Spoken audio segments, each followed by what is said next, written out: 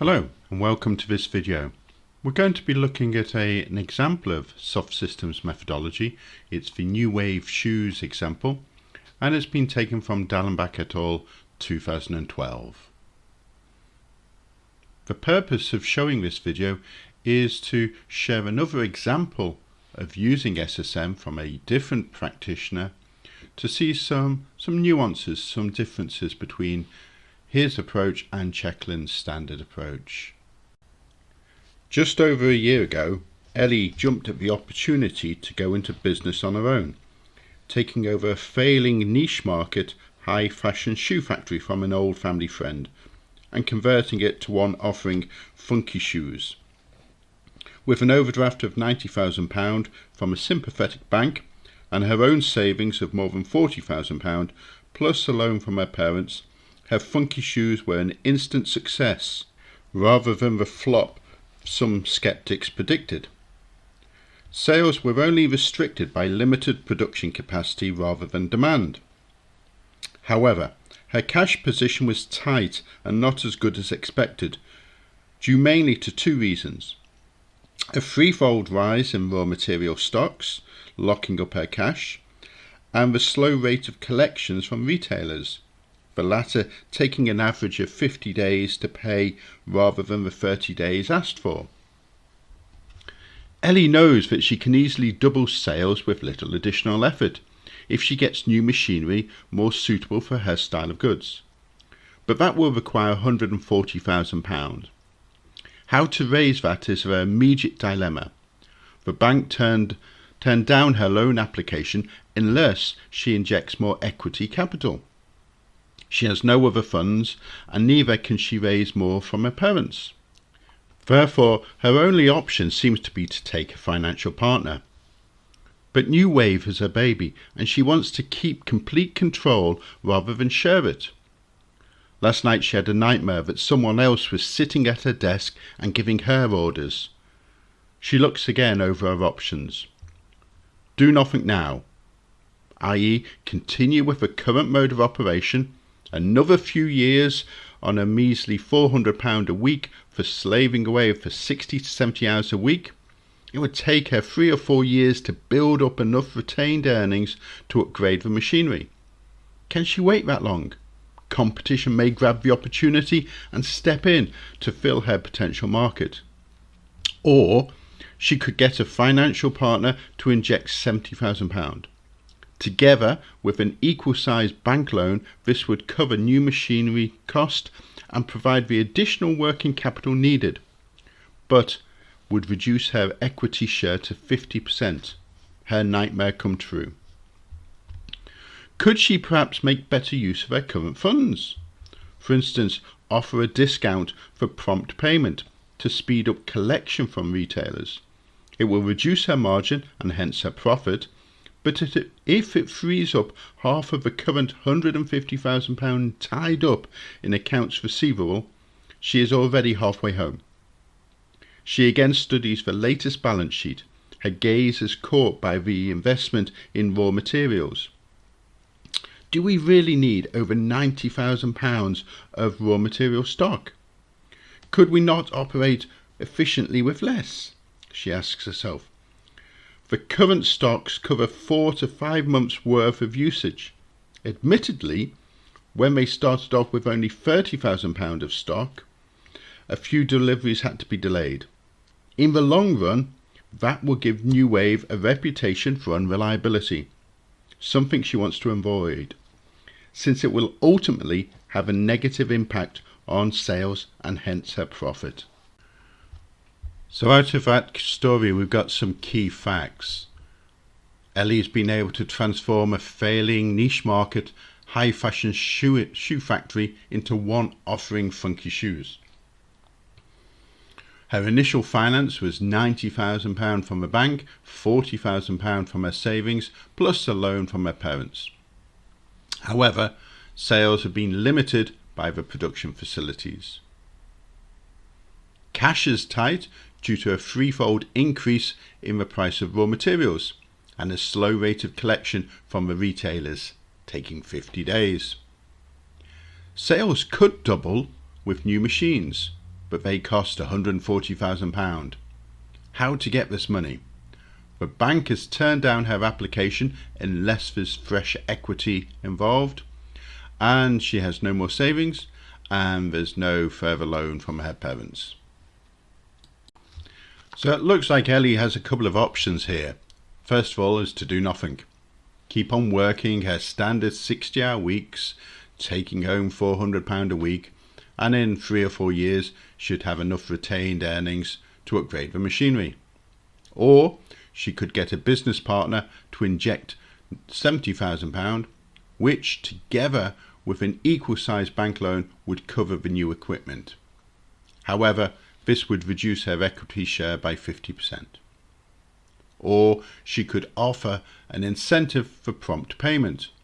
This reduces her margin and therefore her profit, but it could free up £75,000 in accounts receivable. Finally, she thinks about her stock level. Does she need £90,000 of stock? It covers 3 to 4 months of usage, and when we first started we held only £30,000 of stock, and this did impact on some deliveries, and if that carried on it would affect her reputation and hence her profit. So some tough choices for her to think about, and let's go forward and see how soft systems methodology can help her. Okay, so we've tried to capture this information in a rich picture. We can see at the top of the rich picture, we can see the information about Ellie, who enjoys the challenge of working in this environment, setting up her own company, who wants to be a fashion creator, fashion leader in the shoe industry, who wants to be her own boss. But she's got some key challenges here about how to increase capacity, and that's going to be via getting some new machines. And then in the center of the picture you got a really interesting aspect of it. This is the core of the problem for Ellie. It's about where does she get this money from. She can't get it from her parents, she can't get it from her own savings. The bank won't actually give her any more money unless she gets more equity. And so then down at the bottom she's looking at other aspects of her problem situation. She's looking at the amount of raw materials her company is holding, and she's also looking at the time it takes for people to pay their invoices, and both of these are causing her some concern. Within the raw materials bubble, we can also see that the production supervisor has got a direct view on this. He's got some real concerns about this topic as well. So this initial sketch, this initial rich picture, gives a really useful overview of some of the concerns. You can see there's lots of question marks, lots of things that she doesn't know at the moment, and so the purpose of this study is to try to resolve some of those queries, those tensions. So when we look at the rich picture, there's a number of key issues that emerge. These issues relate around Ellie's long-term plans for NuWave. Also issues such as, where's she going to get the funds to support an expansion?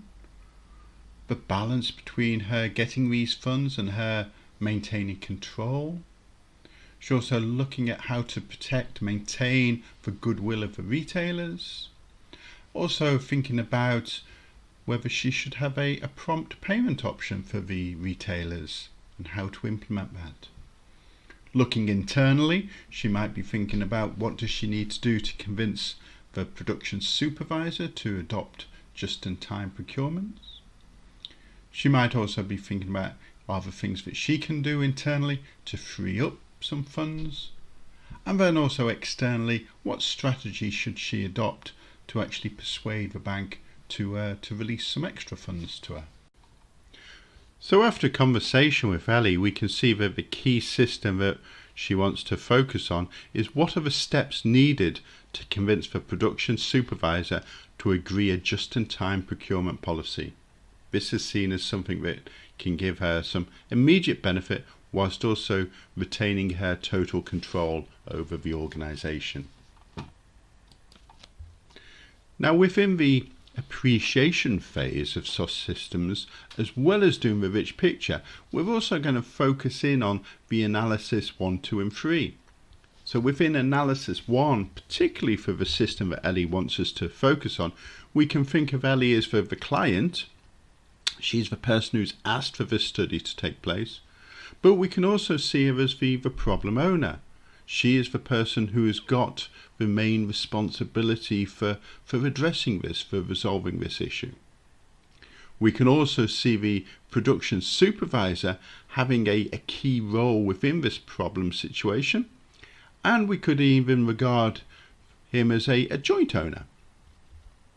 Now, the worldview that becomes relevant when we start exploring this system, well, Ellie's worldview is that she wants to increase market share, she wants to be profitable, she wants to retain control of the organisation, and she wants to enjoy the challenge and be a trendsetter. But within this particular system, I'd be thinking the aspects about increasing the profitability of the organisation, increasing the access to capital becomes central.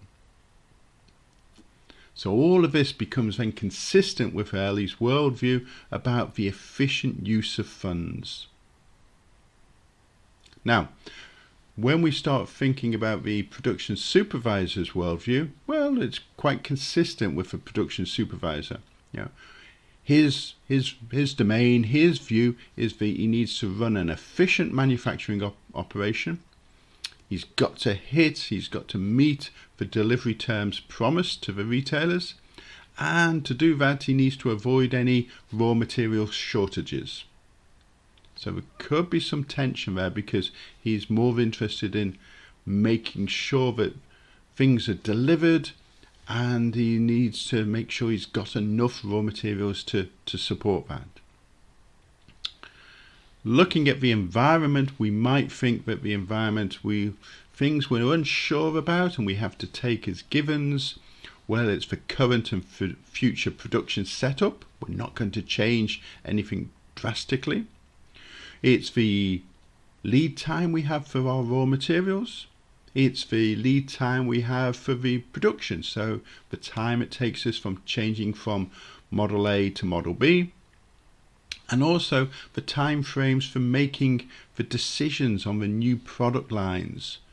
You know, when are the new models designed? When do we decide what we're going to release next year, next season, etc., etc.? And then finally, we've got to look at the willingness of the suppliers to accept a just-in-time policy from us. Now, looking at the analysis too, trying to think about the roles and the values that are important in this system. Well, it's a relatively simple system here. We need to think about what are Ellie's roles and values.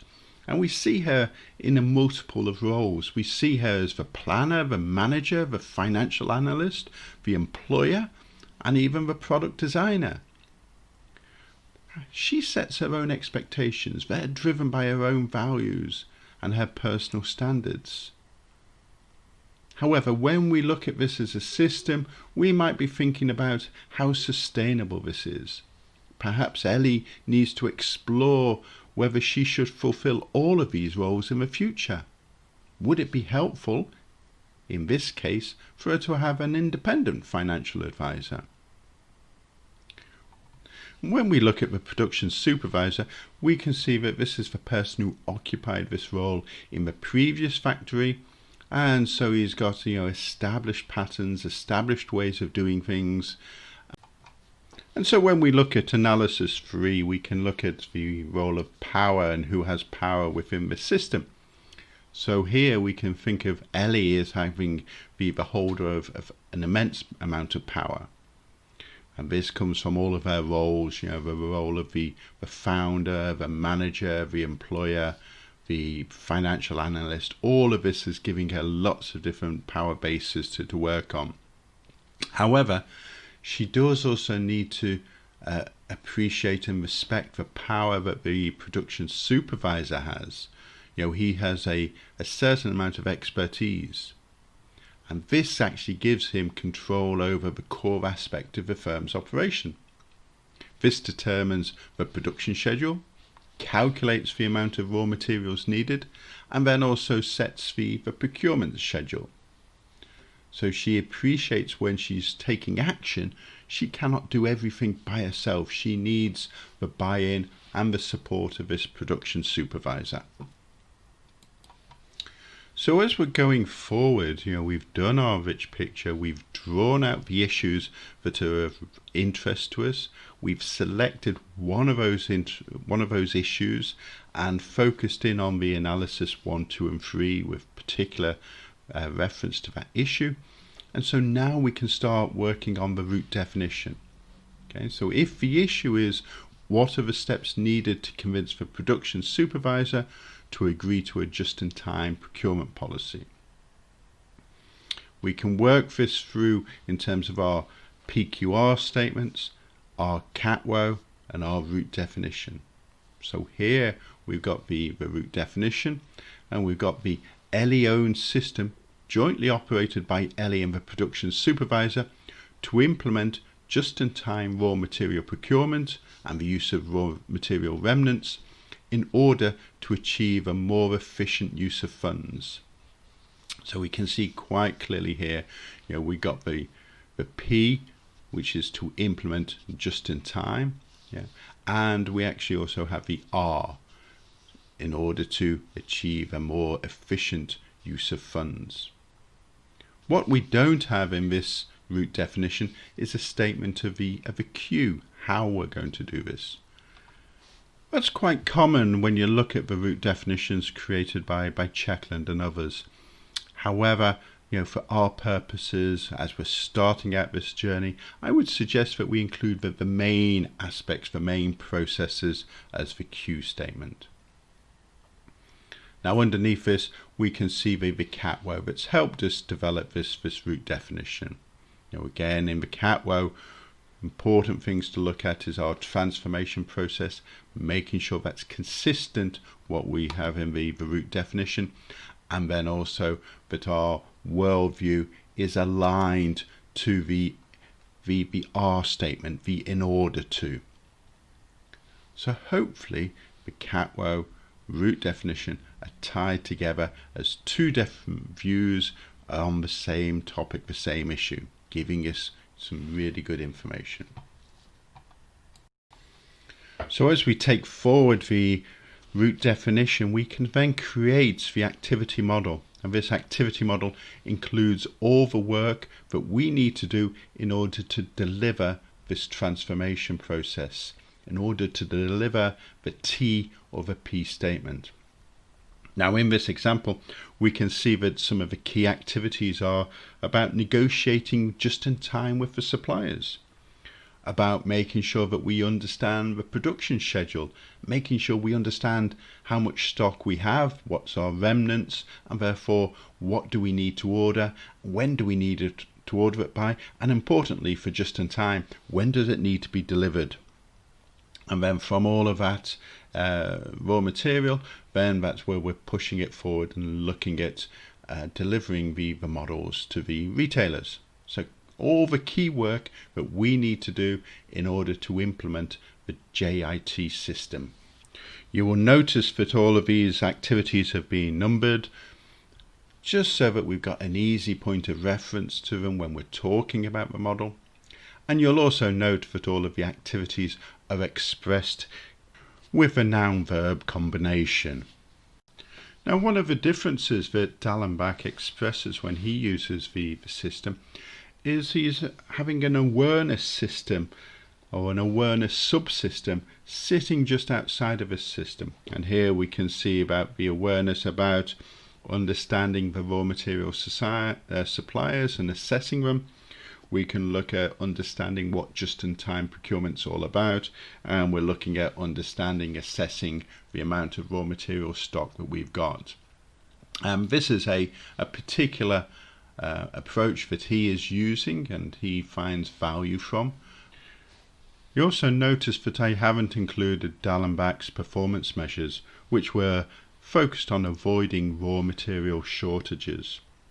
and executing a remedial plan. I don't think this goes as far enough as I want you to go to in terms of looking at the E1, E2 and E3 measures. Okay, hopefully that gives you an appreciation of how we could use SSM within the context of NuWave shoes. Here is a second system from the same case study, and what I suggest you do is you work through this and create your answer, and then have a look at the model answer that Dallenbach gives. Okay, so for the system we're going to look at here is what are the sources of funding should Ellie pursue to finance any expansion. So just pause the video now and craft up your catwow and your root definition for this system. Now hopefully you have something that looks a bit like this. We have the catwow with the transformation that NuWave need to understand the sources of funds to support the expansion. And this process, this transformation process, goes through to that need being met. Now that expression of need met is quite common when we start looking at this catwow analysis, because what we want to do here is express a transformation in terms of the input going through into the output. And associated to this in the worldview, then we're thinking about why does this make sense? And we're saying, well, having additional funds are needed to capture the market, but also there's going to be some risk of losing control. Therefore, Ellie needs to understand the sources of funding required to support an informed decision before taking on new partners. When we look at the root definition, we can see that Ellie is the owner, so we've got an Ellie-owned system to determine the extent of funding necessary to support capacity expansion in order to capture the untapped market for funky shoes. So hopefully your root definition and your catwow analysis looks something like this. So again, pause the video, and using this as your root definition, your catwow, craft the activity model. What are the processes, what are the activities needed in order for Ellie to determine the extent of funding necessary to support her expansion? So here, as we look at the model, we can see some of the key activities needed to help Ellie understand the extent of her funding. We can think about, she needs to understand the extent of the expansion plan.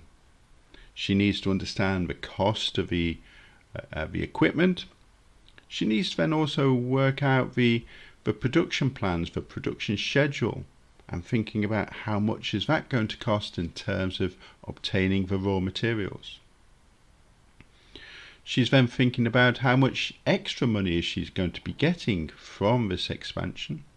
And then that's going to allow her to create a picture of the predicted net cash deficit up there in activity 10. And then that allows her then to understand, the likely size of a loan that she needs and the gap that would exist, which is expressed in activity 12 about predicting the residual funds needed. And so then that will then take her into a position where she can understand with some confidence, what she needs to consider before taking on a new financial partner. Now, as we look at this model, we can see that Dallenbach has decided to go slightly beyond the recommended 7 plus or minus 2 activities. But it is still a useful model that you can fit on a single piece of paper and that you can talk through with your client. Now, as with the previous model, Dallenbach's also chosen to have an awareness subsystem sitting outside of this model. And so again, that might be something that appeals to you and that you can adopt in your practice. It's not absolutely necessary. Again, I've excluded the performance measures because they didn't cover the full E1, E2, E3 dimensions. And then the final thing that I've done in both of these models is I've actually inverted the model. So Dallenbach started with 1 at the bottom working up to 12, 13, was I think most of us would read a page starting at the top, going to the bottom, and so I've reflected the models that way. It's probably also worth noticing I have actually changed in the second model some of the terms and expressions in Dallenbach's initial root definition and cat-woe analysis to make it a little bit more focused from my perspective. However, I hope you found some value in looking at these two models and exploring them, and that can help you develop your practice when you're creating activity models yourselves. Thank you.